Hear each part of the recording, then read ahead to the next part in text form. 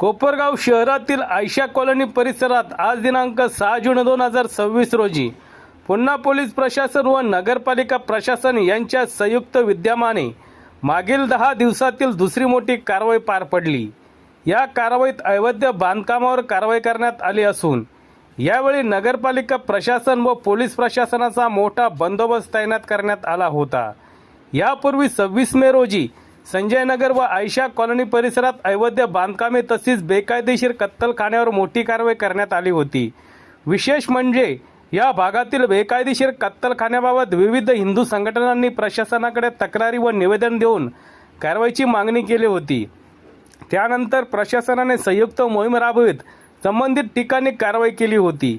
त्यावेळी नगरपालिकेचे मुख्याधिकारी सुहास जगताप यांनी प्रसार माध्यमांशी बोलताना शहरातील इतर अतिक्रमणधारकांनी स्वतःहून अतिक्रमणे हटवावीत, अन्यथा प्रशासनाकडून पुन्हा कारवाई करण्यात येईल असा इशारा दिला होता। त्या इशाऱ्यानंतर आज पुन्हा ही कारवाई करण्यात आली। या कारवाई दरम्यान कोपरगाव पोलीस स्टेशनचे पोलीस निरीक्षक रामकृष्ण कुंभार, नगरपालिकेचे मुख्याधिकारी सुहास जगताप यांच्यासह नगरपालिका कर्मचारी व पोलीस प्रशासन मोठ्या संख्येने उपस्थित होते।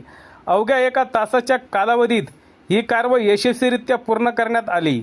यानंतर शहरातील आणखी कोणत्या भागात आणि कधी अतिक्रमण विरोधी मोहीम राबविली जाईल असा प्रश्न अतिक्रमणधारकात निर्माण झाला असून नागरिकांसह अतिक्रमणधारकांचे लक्ष आता प्रशासनाच्या पुढील कारवाईकडे लागले आहे।